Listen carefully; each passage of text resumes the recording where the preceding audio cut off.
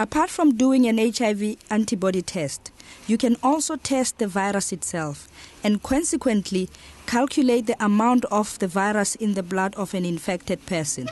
This is known as the viral load test. Your body produces soldier cells called CD4 cells, which can keep the virus under control for many years. But eventually, HIV kills off these CD4 cells and you start getting the many diseases collectively called AIDS. In order to manage these diseases effectively, you need to know what the balance is between the viral load and the CD4 cell count. Queenie Qiza underwent these procedures and will receive her results today. What we need to talk about is what is happening with your HIV now. Have you ever had a test done of your viral load or your CD4 before? Only at Trotsky. And what did they say? It was after a month for my blood test. Okay. And they found out that my CD4 count is 252. Okay. But the thing I didn't hear is my viral load. Okay. Yeah. Did he tell you what it means? No, he didn't. Okay. Yeah. A CD4 count is just another way of measuring how strong your body is. What we say is that when the CD4 count falls below 200, that your body is no longer strong enough to fight for itself. HIV specifically targets CD4 lymphocytes. So those are the cells that they infect. They've got specific receptors to attach to these cells, and viruses can only replicate once they're inside these cells. What we see here is part of our immune system. This is a CD4 lymphocyte, which is important in fighting infections like HIV. And you can see that this cell is infected by the virus, and there's a virus, and there is a virus particle that's busy popping out of this infected cell. And then on the outside, over there and over there, is actually two viral particles that's already been released. And it's the release of these viral particles that damages the lymphocyte and causes it to die. HIV is like being a train on a track or a taxi on a road, and you're heading along that road towards a ravine where there is a bridge, okay, and the bridge has collapsed and the taxi driver doesn't know it. And that bridge is AIDS, okay? Once you get over there, the taxi or the train is going to fall into that ravine, and that is the place where your body is so weak that it can't defend itself anymore, and you start getting other infections. This is the effect of HIV.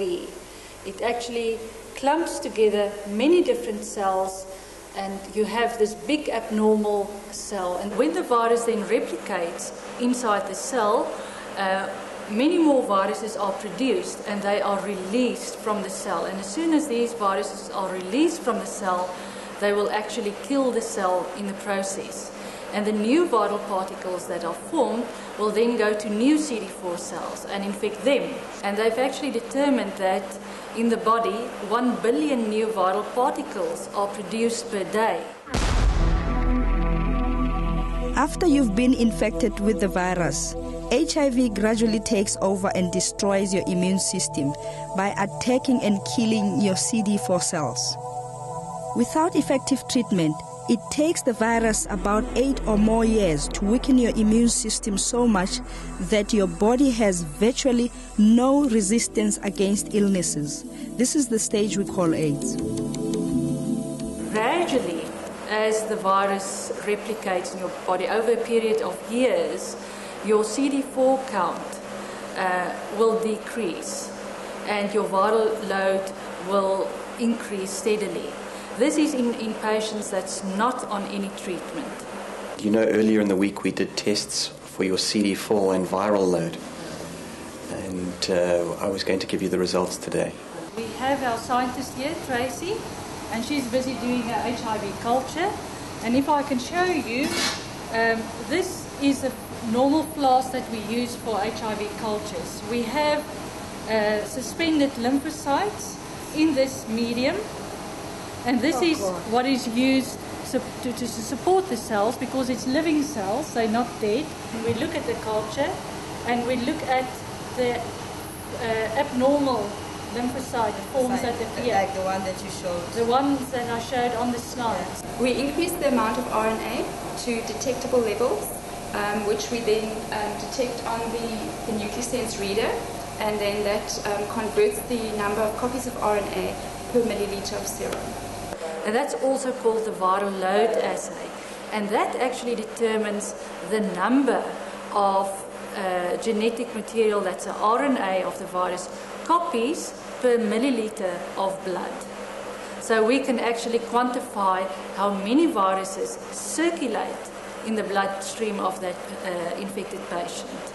And that's usually used for people that's on treatment for HIV. Your CD4 count is 108 cells. Okay, which is, as we discussed, it's below 200, so it's low. All right, so you are very close to falling into that ravine that we call AIDS. Your viral load is 360,000, which is very high. I will ask you this question.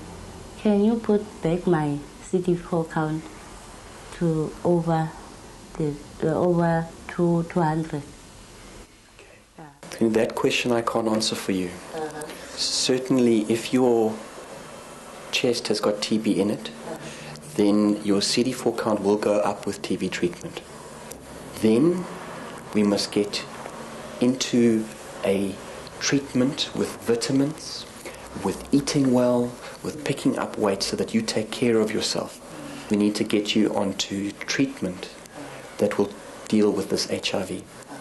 Now, if we were in another part of the world, if we were in the United States or in Britain, then it would be easy to get these drugs. But in South Africa, the government does not provide them. So we're going to have to find some way to get you onto these medicines. Okay, Steve. But the one thing I know myself, I'm strong. Everything I put in God. I know you do. You need to keep strong. It will be, I will survive. I will survive.